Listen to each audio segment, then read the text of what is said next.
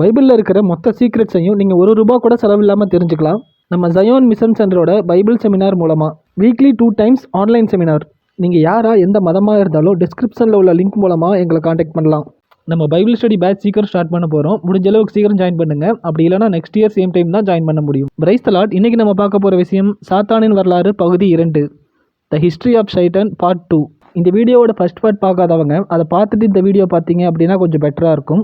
So டிஸ்கிரிப்ஷனில் உள்ள லிங்க்கை ப்ரெஸ் பண்ணி இந்த வீடியோவோட ஃபர்ஸ்ட் பார்ட் பாருங்கள். ஜெனசிஸில் ஆதாம் ஏவாள் ஈவெண்ட் படிக்கிற எல்லாத்துக்குமே கண்டிப்பாக டவுட்ஸ் நிறைய வரும். அதில் எனக்கு வந்த டவுட் என்ன அப்படின்னா, ஏவாள் கிட்ட பாம்பு பேசும் அப்படின்னு சொல்லப்பட்டிருக்கும். அந்த பாம்பு ஏவாள் கிட்ட பேசி ஏவாளோட மனசை மாற்றிடும், அந்த பழத்தை சாப்பிட வைக்கும் அப்படிங்கிற மாதிரி இருக்கும்.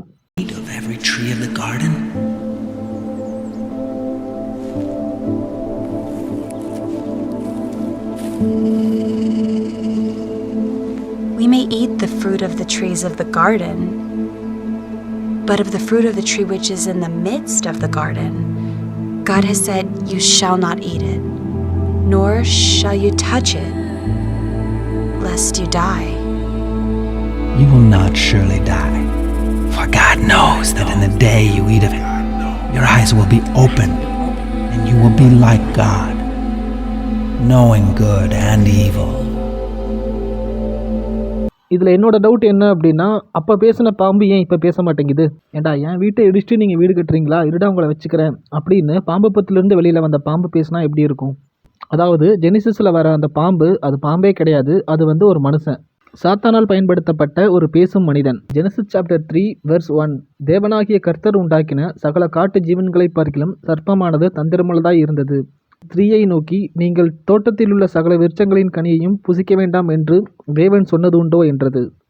பைபிளை ஃபுல்லாக படிச்சிங்க அப்படின்னா தெரியும். எக்ஸாக்டாக சொல்லப்போனால் பவுலோட வெர்சஸ் படிச்சிருந்தீங்க அப்படின்னா உங்களுக்கு தெரியும். தேவ வசனங்களை புரிஞ்சுக்கிட்டவன் மனிதன், அது புரியாதவன் மிருகம். ஸோ தேவ வசனம் தெரியாத மனுஷனை தான் இங்கே வைல்டு அனிமல் அப்படின்னு சொல்லி மென்ஷன் பண்ணியிருப்பாங்க. அண்ட் தந்திரமுள்ளதாக இருந்தது அப்படின்னு மென்ஷன் பண்ணியிருப்பாங்க. பாம்புக்கு தந்திரம்லாம் கிடையாது, வெறும் இன்ட்யூஷன் மட்டும்தான் இருக்குது. ஆனால் சாத்தானும் மனிதனும் சேர்ந்தாங்க அப்படின்னா பயங்கர தந்திரமாக இருக்கும். இவ்வளோ பெரிய சீக்கிரட்டை சிம்பிளாக வேற ஒரு வெர்சஸில் வெளிப்படுத்தி இருப்பாங்க.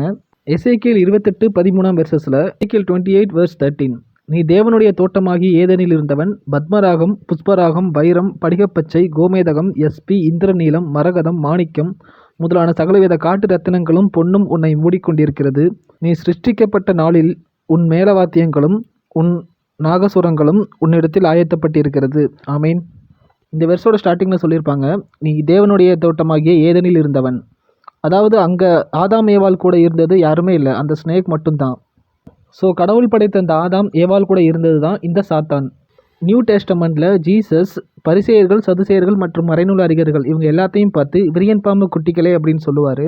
எந்த விரியன் பாம்போட குட்டிகள் அப்படின்னா, ஜெனசிஸில் வந்துச்சு அந்த விரியன் பாம்போட குட்டிகள் தான் பரிசேயர்கள், சதுசேயர்கள் மற்றும் மறைநூல் அறிஞர்கள்.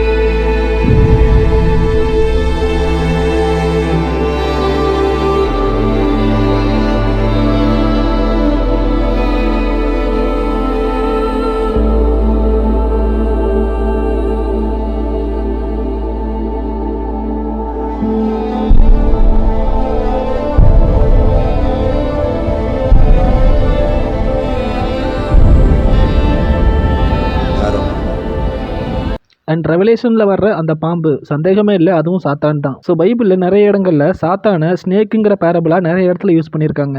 சாத்தான் யாரை பயன்படுத்துகிறானோ அவங்க வாயிலிருந்தும் விஷமுள்ள வார்த்தைகள் மட்டும்தான் வரும்.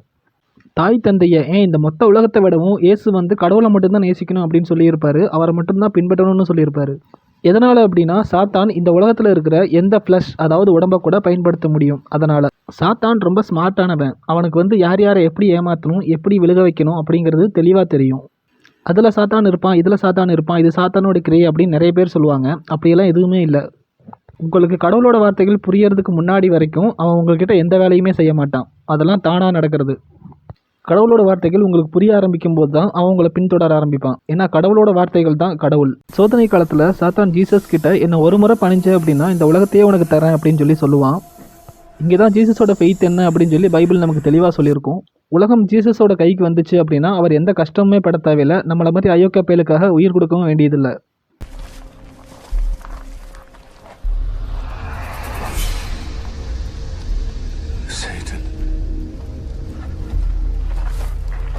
You will bow down and worship me,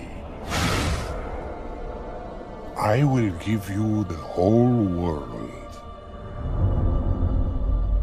ஆனால் ஜீசஸ் கொஞ்சம் கூட யோசிக்காமல் கொடுக்குற ரிப்ளை என்ன அப்படின்னா,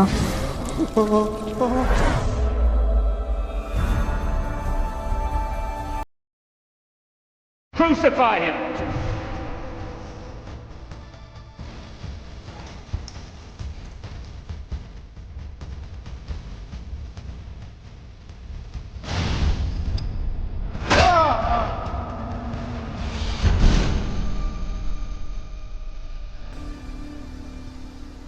Get away from me, Satan.